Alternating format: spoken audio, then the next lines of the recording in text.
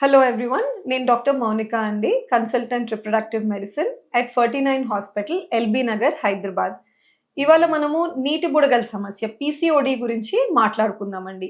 ఈ నీటి బుడగల సమస్య అన్నది ఇప్పటి కాలంలో చాలా ఎక్కువగా చూస్తున్నామండి. ఎందుకంటే మనం ఎక్కువగా బయట ఫుడ్ తీసుకోవడము, జంక్ ఫుడ్ ఎక్కువైపోయింది. ఎక్సర్సైజ్ ఎక్కువ లేదు.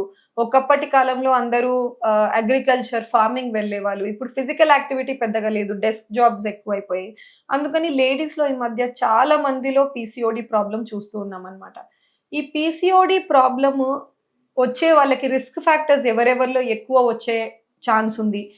మదర్‌లో ఉంది నాకు గూడా వస్తుందా? ఫ్యామిలీలో రన్ అయితదా పీసీఓ అని ఇలా చాలామంది అడుగుతూ ఉంటారండి.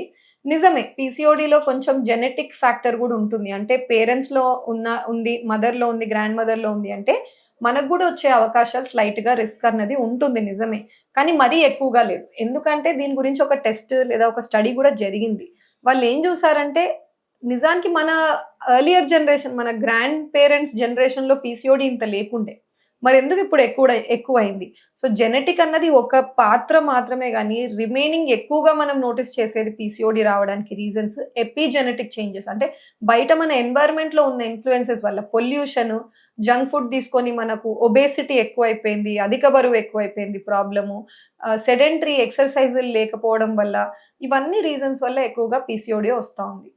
పీసీఓడీ ఒక అమ్మాయిలో ఉందా? లేదా? అని తెలుసుకోవాలి అంటే 3 ఫ్యాక్టర్స్ చెక్ చేస్తామండి. ఈ 3 క్రైటీరియాలో ఏదన్నా మనకు ఉంది, తనలో క్రైటీరియా కనపడుతుంది అంటే తనకి పీసీఓడీ ఉన్నట్టు.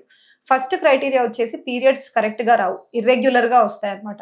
కొంతమందికి 2, 3 మంత్స్‌కి ఒకసారి వస్తుంది. లేదా కొంతమందికి టాబ్లెట్స్ తీసుకుంటేనే వస్తుంది పీరియడ్. సో, అది పీసీఓడీకి కారణం అయి ఉండొచ్చు. సెకండ్ వచ్చేసి పీరియడ్స్ ఇర్రెగ్యులర్‌తో పాటు స్కాన్ చేసినప్పుడు అండాశయాల్లో గుడ్ల సంఖ్య చాలా ఎక్కువగా ఉంటుంది. ఒక్కొక్క సైడ్ 20 లేదా 20 కంటే ఎక్కువ గుడ్లు కనపడుతూ ఉంటాయి ఆ నెలకి. సో, ఇట్లాంటిది స్కాన్‌లో కనపడితే గూడా పాలిసిస్టిక్ ఓవేరియన్ మార్ఫాలజీ అని చెప్తాం. థర్డ్ వచ్చేసి ఎక్కువగా ఫేస్ మీద పింపుల్స్ రావడము, లేదా చిన్ మీద, సైడ్ బర్న్స్ మీద ఎక్కువగా హెయిర్ కనపడుతూ ఉండడము. సో, ఇట్లాంటి మేల్ హార్మోన్ ఎక్కువై బాడీలో ఈ ఫీచర్స్ కనపడినా కూడా పీసీఓడీకి రీజన్ అయి ఉండొచ్చు. సో, పీసీఓడీ ఉంది అని చెప్పాలంటే ఈ 3 క్రైటీరియా మనం చెక్ చేసుకోవాల్సి ఉంటుంది. పీసీఓడీకి ఎఫెక్ట్ ఏమేం వస్తదంటే యంగ్ గర్ల్స్‌లో అండి. అంటే ఇంకా పెళ్లి కాలేదు అన్న వాళ్ళకి పీరియడ్స్ సరిగ్గా రావు గాబట్టి టీనేజ్ గర్ల్స్ చాలా ఎఫెక్ట్ అవుతూ ఉంటారు. అంటే స్కూల్‌లో ఏదన్నా ఫంక్షన్ ఉంది, పిక్నిక్ వెళ్తున్నారు, ఏదైనా ట్రిప్ ప్లాన్ చేస్తున్నారు. రెగ్యులర్‌గా సైకిల్స్ లేకపోవడం వల్ల సడెన్‌గా వాళ్ళు వెళ్ళేటప్పుడు అబ్రప్ట్‌గా పీరియడ్ రావడము, వాటి యాక్టివిటీస్‌కి చాలా డిస్టర్బ్ అవుతూ ఉంటుంది. సెకండ్ వచ్చేసి ఆఫ్టర్ మ్యారేజ్ మెయిన్‌గా వాళ్ళు చూసేది ప్రెగ్నెన్సీ కోసం. పీసీఓడీ ఉన్న వాళ్ళందరికీ ట్రీట్మెంట్ అవసరం ఉంది అని ఏం లేదండి. ఎంతోమంది పీసీఓడీ వాళ్ళు అసలు ఎక్కడ చూపించుకోకుండానే నేచురల్‌గానే కూడా ప్రెగ్నెన్సీ వస్తూ ఉంటుంది. ఏదో కొంతమందికి పీరియడ్స్ కరెక్ట్‌గా రాకపోవడం వల్ల ప్రతి మంత్ ఎగ్ రిలీజ్ కావట్లేదు కాబట్టి, వాళ్ళకు నేచురల్‌గా ట్రై చేయడం ఇబ్బంది ఉంటుంది. అలాంటి వాళ్ళు డెఫినిట్‌గా ఫెర్టిలిటీ సెంటర్స్‌కొస్తే ఇనిషియల్‌గా డైట్‌లోనో లేదా ఏదన్నా ఎక్సర్‌సైజెస్ చెప్పో పీసీఓడీ కంట్రోల్ తెప్పించడానికి ప్రయత్నిస్తాం. కాని పరిస్థితిలో తనకు మెడిసిన్స్ ఇచ్చి మేమే ఒక ఎగ్ పెరిగేలా చేసి, భర్త, భార్య ఏ టైంలో కలిస్తే ప్రెగ్నెన్సీకి బెస్ట్ ఛాన్స్ ఉంటుందో అన్నది గూడా మేము అడ్వైజ్ ఇస్తూ ఉంటాం పీసీఓడీ. సో, అందుకే పీసీఓడీకి, ఇన్‌ఫర్టిలిటీకి చాలా క్లోజ్ రిలేషన్ ఉందండి. ఇన్‌ఫర్టిలిటీ ఒక కపుల్‌కి ప్రెగ్నెన్సీ రాకపోవడానికి రీజన్స్ ఎన్నో ఉండొచ్చు. బట్ ఎన్నో రీజన్స్‌లో మేము చూసే డైలీ సిట్యుయేషన్‌లో ఎక్కువగా మేము జూసేది ఈ నీటి బుడగల సమస్యని. ఒవేరియన్ ఫ్యాక్టర్స్ అంటాం.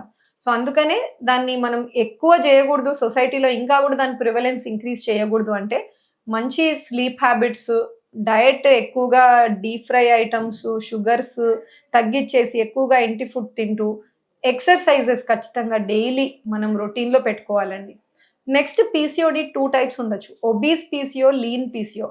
అందరికీ ఉద్దేశ్యం ఏంటంటే జనరల్‌గా సొసైటీలో పీసీఓడీ ఉందంటే ఖచ్చితంగా లేడీ ఒబేస్ లేదా అధిక బరువు ఉండుంటుంది అని అనుకుంటూ ఉంటారు. అలా ఏం లేదండి. ఒక వెరైటీ ఉంది, దట్ ఈస్ లీన్ పీసీఓ అంటాం. లీన్ పీసీఓ అంటే సన్నగా ఉండి కూడా వాళ్ళకి పీసీఓడీ ప్రాబ్లమ్ ఉండొచ్చు. అలాంటి వాళ్ళలో మేము వెయిట్ లూజ్ చేయాలి ఎక్సర్సైజ్ చేసి అని చెప్పం కానీ, ఎక్సర్సైజ్ ద్వారా వాళ్ళు మజిల్ బిల్డ్ చేయాలి. అంటే ఫ్యాట్‌ని మజిల్‌గా కన్వర్ట్ చేస్తే గూడా లీన్ పీసీఓ ఉన్న వాళ్ళకి డెఫినైట్‌లీ ఎక్సర్సైజెస్ అనేవి హెల్ప్ అవుతాయి. So, common factor is exercise ప్రతి ఒక్కరు చేయాలండి. అందరికీ అడ్వైజబులే. లాస్ట్ వచ్చేసి డయట్ ఇవన్నీ మెడికేషన్స్ కాకుండా ఇంకా కూడా కావట్లేదు ప్రెగ్నెన్సీ. కొన్నిసార్లు ఈ సర్జరీస్ చేస్తున్నారు. ల్యాప్ ఓవేరియన్ డ్రిల్లింగ్ అంటాం దాన్ని. అంటే ఓవరీలో లేజర్‌తో హోల్స్ చేసి పీసీఓడీకి ట్రీట్మెంట్ అని చెప్తూ ఉంటారు. ఇది ఎవరిలో నిజంగా అడ్వైజబుల్? మేమందరికీ పీసీఓ ఉన్న వాళ్ళకి ఇది యూజువల్‌గా అడ్వైస్ చేయమండి. కొన్ని కేసెస్‌లోనే అడ్వైస్ చేస్తాము. ఎటువంటి కేసెస్ అంటే పెళ్లై చాలా తక్కువ టైం అయింది. టాబ్లెట్స్, ఇంజెక్షన్స్, హై డోసెస్ ఇస్తున్నప్పటికీ ఒక ఎగ్ పెరగట్లేదు. వాళ్ళు రెస్పాండ్ అవ్వట్లేదు అన్న వాళ్ళకి మేము ఈ ల్యాప్ ఓవేరియన్ డ్రిల్లింగ్ చేస్తాం. ఇది కాకుండా ఏ పొజిషన్స్‌లో మేము తీసుకుంటామంటే ఒకటి లీన్ పీసీఓ నేనన్నట్టు సన్నగా ఉండి కూడా పీసీఓడీతో బాధపడుతున్న వాళ్ళకి ఇది కొంచెం హెల్ప్ అవ్వచ్చు. సెకండ్ వచ్చేసి వాళ్ళకు బాడీలో ఎల్‌హెచ్ అని ఒక వాల్యూ ఉంటుందండి. అది మోర్ దెన్ 10 యూనిట్స్ ఉంది అంటే కూడా సర్టెన్ అమౌంట్ ఆఫ్ హెల్ప్ అవ్వచ్చనమాట.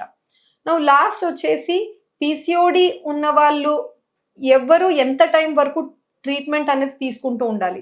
వాళ్ళకు ప్రెగ్నెన్సీ రాదు అనైతే లేదండి. వాళ్ళకి కూడా సేమ్ ప్యాటర్న్ ఫాలో అవుతాం. అది ఫస్ట్ టాబ్లెట్స్‌తో ట్రై చేస్తాము. ఎగ్ రిలీజ్ అయ్యేలా చేస్తాము. అలా వాళ్ళకి ప్రెగ్నెన్సీ రావట్లేదంటే సెకండ్ ఐయూఐకి మూవ్ అవుతాము. సో, ఐయూఐలో ఏం చేస్తామంటే ఎగ్ రిలీజ్ అయినప్పుడు హస్బెండ్ కణాలని గర్భసంచిలో వేస్తాము. అది కూడా కాని పరిస్థితిలోనే టెస్ట్ ట్యూబ్ బేబీ లాంటి పద్ధతి వెళ్తూ ఉంటాం. టెస్ట్ ట్యూబ్ బేబీ పద్ధతిలో మేము ఎగ్స్ బయటికి తీస్తాం కాబట్టి వాటి ఎగ్ క్వాలిటీ అన్నది కూడా మనకు తెలుస్తుంది పీసీఓడీ కేసెస్‌లో.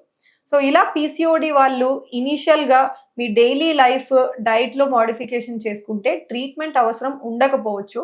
అది మనం కంట్రోల్ చేయలేకపోతున్నాము లేదా కంట్రోల్‌లో పెట్టుకున్నప్పటికీ మన వెయిట్‌లో కంట్రోల్ కావట్లేదు అంటే అప్పుడు ట్రీట్మెంట్స్‌కి రిసార్ట్ చేయాల్సొస్తుంది. Thank you.